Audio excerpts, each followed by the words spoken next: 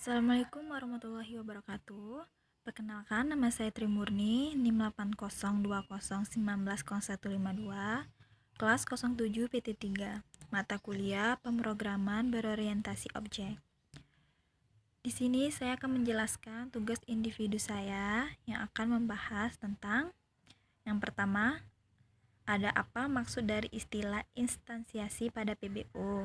Yang kedua, apa ciri-ciri dari kelas yang bersifat abstrak? Yang ketiga, apa maksud dari metode yang bersifat abstrak? Yang keempat, apa ciri-ciri dari kelas turunan? Dan yang kelima, apa maksud dari metode override? Dari 5 hal di atas, saya juga akan menyertakan contoh codingnya. Baiklah, sebelum masuk ke pembahasan pertama, saya terlebih dahulu akan menjelaskan apa itu yang dimaksud dengan pemrograman berorientasi objek. Pemrograman berorientasi objek atau dalam bahasa Inggris disebut Object Oriented Programming atau OOP adalah paradigma atau teknik pemrograman di mana semua hal dalam program dimodelkan seperti objek dalam dunia nyata. Objek di dunia nyata memiliki ciri atau atribut dan juga aksi atau kelakuan atau behavior. Baiklah, langsung saja kita masuk ke penjelasan tentang instansiasi. Instansiasi adalah sebuah istilah yang mempunyai arti perwujudan. Umumnya, istilah ini digunakan untuk objek-objek yang menginisiasi dari sebuah kelas. Sedangkan sebuah kelas dapat mempunyai banyak objek untuk dapat membuat sebuah objek. Kelas perlu melakukan instansiasi. Kelas bukanlah sebuah objek. Kelas digunakan untuk membangun sebuah objek dan mendefinisikan atribut dan perilaku objek yang dibuatnya. Beberapa istilah lain kelas adalah template, prototype atau blueprint. Instansiasi berfungsi untuk mengubah kelas menjadi objek atau kelas adalah kumpulan dari objek-objek. Ciri-ciri penulisan instansiasi. Instansiasi membutuhkan operator new untuk mempersiapkan memori sesuai dengan isi kelas. Seperti yang Anda lihat di layar, itu adalah contoh penulisan instansiasi program. Public static void main menggunakan string args to the code application logic here. Date tanggal sama dengan new date. Tanggal merupakan objek baru dari date. System out print tanggal sekarang adalah tambah tanggal. Berbeda dengan variabel primitif yang menyimpan data pada variabelnya. Variabel objek menunjuk alamat objek baru yang dibuat membutuhkan konstruktor untuk membentuk atau menginisialisasi objek yang bersangkutan. Contoh coding. Anda dapat melihatnya di layar. Contoh codingnya yaitu kelas, mahasiswa, tes. Terus kita tulis lagi public static void main, kita gunakan string args. Instansiasi mahasiswa aku sama dengan new mahasiswa. Bawahnya kita tulis mahasiswa kamu sama dengan new mahasiswa. Aku titik registrasi. Abstrak class. Abstrak class adalah kelas yang terletak pada posisi tertinggi pada hierarki kelas. Kelas ini digunakan sebagai basis bagi penurunan kelas lainnya. Sehingga abstrak class tidak dapat diinstansiasi secara langsung menjadi objek. Suatu abstrak class bisa mengandung metode konkret dan atau metode abstrak. Abstrak method merupakan suatu metode yang tidak mempunyai badan metode, hanya merupakan nama metode dan parameter inputan metode. Ketika suatu abstrak kelas diturunkan atau di-extend, maka subkelas harus mengimplementasikan semua metode abstrak pada parent atau base kelas. Jika tidak mengimplementasikan semua metode abstrak, maka subkelas harus dideklarasikan sebagai abstrak kelas. Dapat dilihat di layar, ini adalah contoh abstrak kelas, yaitu kelas transportasi pada gambar di samping.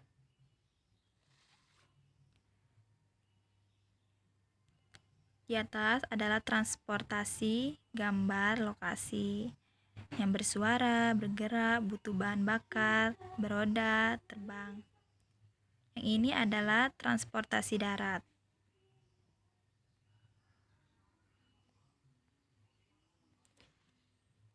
Transportasi darat di sini adalah yang bersuara, bergerak, butuh bahan bakar, dan beroda. Seperti yang Anda lihat, di sini ada sepeda motor, di sini ada becak, dan di sini adalah mobil. Dan di sebelah sini adalah transportasi laut, seperti kapal pesiar. Dan di sebelahnya lagi adalah transportasi udara, seperti pesawat jet.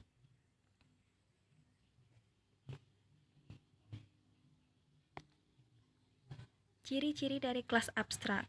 Yang pertama, dapat mempunyai satu atau lebih abstrak metode. Yang kedua, dapat mempunyai metode dengan keyword statik. Yang ketiga, dapat mempunyai field atau atribut dengan keyword statik. Yang keempat, dapat mempunyai abstrak metode yang berfungsi untuk diimplementasi oleh kelas turunannya atau subkelas. Dan yang terakhir, ada kelas abstrak tidak dapat membuat instansi atau membuat objek. Kita tahu, kelas abstrak memang belum bisa digunakan secara langsung. Karena itu, agar kelas abstrak dapat digunakan, maka ia harus dibaut bentuk konkretnya. Cara membuat kelas abstrak menjadi konkret adalah dengan membuat implementasi dari metode-metode yang masih abstrak. Ini bisa kita lakukan dengan pewarisan atau inheritance. Kelas abstrak biasa digunakan sebagai kelas induk dari kelas-kelas yang lain. Kelas anak akan membuat versi konkret dari kelas abstrak. Nah, di sini timbul pertanyaan. Pertanyaannya, mengapa sih kelas harus dibuat menjadi abstrak? Kan bisa saja kita pakai kelas yang biasa. Jawabannya, iya, bisa-bisa saja. Tapi pada suatu kondisi tertentu, kelas induk ingin kita buat sebagai objek. Karena kode metodenya belum jelas mau diimplementasikan seperti apa. Maka kelas ini sebaiknya dijadikan abstrak.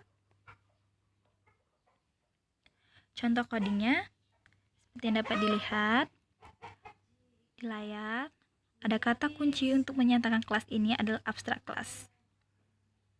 Itu yang dimaksud dengan abstrak class.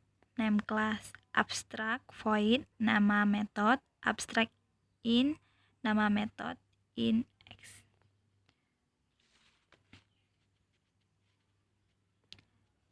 Abstrak yang ini berarti kata kunci untuk menyatakan metode ini adalah abstrak method.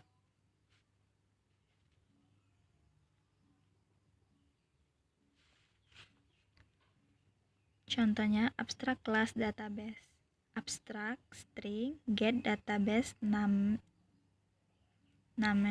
abstrak string get table name. Cara membuat kelas abstrak adalah dengan memberikan kata kunci abstrak kepada kelas dan metode yang ingin dijadikan abstrak. Metode yang bersifat abstrak. Abstrak method adalah sebuah metode dasar yang harus diimplementasikan ulang di dalam kelas anak atau child class. Abstrak method ditulis tanpa isi dari metode, melainkan hanya signaturnya saja. Signatur dari sebuah metode adalah bagian metode yang terdiri dari nama metode dan parameternya, jika ada. Cara membuat abstrak method. Jika sebuah metode dinyatakan sebagai abstrak method, maka kita tidak perlu membuat isi metodenya, tetapi hanya signatur dari metode tersebut. Signatur terdiri dari nama metode dan parameternya jika ada, seperti contoh berikut. Yang pertama, abstrak public function lihat underscore specs. Yang dua, abstrak public function lihat spasi specs dalam kurung merk. Kenapa kita tidak perlu membuat isi dari metode? Ini karena jika sebuah metode dinyatakan sebagai abstrak method, isi dari metode tersebut akan dibuat dalam kelas turunan. Abstrak method harus berada di dalam abstrak class. Contoh codingnya. Public class kelinci, extend hewan. Public void set name. System out print nama hewan adalah kelinci. Public void set makanan, sistem out print makanan kelinci adalah wortel. Public void set warna, sistem out print warna kelinci putih. Public static void main, kita gunakan string ANGS kelinci K sama dengan new kelinci. K set name, K set makanan, K set warna. Ciri-ciri dari kelas turunan. Kelas turunan atau subkelas akan mewarisi data field atau properti atau atribut serta metode terakses atau accessibility method yang dimiliki superkelas. 2. Turunan membolehkan penggunaan kelas yang sudah ada dijadikan sebagai superkelas untuk mendefinisikan kelas baru turunannya. Yang ketiga, kelas turunan menggunakan kelas yang sudah ada atau reusability. 4. Kelas turunan dapat mempersingkat waktu dalam mendefinisikan kelas turunan atau subkelas. Yang kelima, subkelas menyediakan state atau behavior yang spesifik yang membedakannya dengan superkelas. Hal ini akan memungkinkan programmer Java untuk menggunakan ulang source code dari superkelas yang telah ada. Contoh codingnya. Kelas. Di sini saya mengambil objek meja, di mana meja yang menjadi superkelas atau kelas induk, sedangkan yang menjadi turunannya subkelas adalah meja kantor, di mana ada sifat meja telah diturunkan dan ditambahkan laci. Metode yang diberikan adalah penambahan panjang meja. Ini contoh codingnya. Kelas meja, integer panjang, integer lebar, integer tinggi. Void, ubah panjang, integer tambah panjang. Panjang sama dengan panjang ditambah tambah panjang. Sistem out print dalam kurung tambah panjang meja sama dengan tambah panjang. Kelas meja kantor extend meja. Integer jumlah laci sama dengan 0. Public void jumlah laci. Integer banyak laci. Jumlah laci sama dengan banyak laci. Sistem out print dalam kurung jumlah laci sama dengan ditambah jumlah laci. Kelas meja kantor beraksi. Public static void main string args meja kantor mejaku sama dengan new meja kantor. Mejaku ubah panjang, mejaku jumlah laci. Di sini tertulis meja panjangnya 2, meja lacinya 3.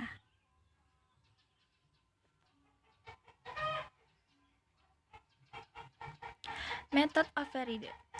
Override adalah ketika suatu kelas child yang turunan dari kelas parent mempunyai beberapa metode dengan nama yang sama dengan yang dipunya si parent tetapi dengan implementasi yang berbeda. Contoh paling sederhana adalah ketika kita mempunyai kelas interface, kemudian kita implement pada kelas kita. Maka kelas kita wajib mengimplementasikan metode-metode yang sebelumnya telah kita definisikan pada kelas interface tersebut. Ini contoh codingnya. Kelas kendaraan adalah superkelas, public class kendaraan. Overridden method, void bergerak, sistem out print kendaraan bergerak. Kelas mobil sebagai subkelas, public class mobil extend kendaraan. Overriding method, void bergerak, sistem out print mobil bergerak. Public static void main string args membuat objek mobil, mobil sama dengan new mobil. Objek mobil menggunakan metode bergerak, mobil bergerak. Baiklah, sekian presentasi dari tugas individu saya. Lebih kurangnya saya mohon maaf. Sekian dari saya, terima kasih. Bye.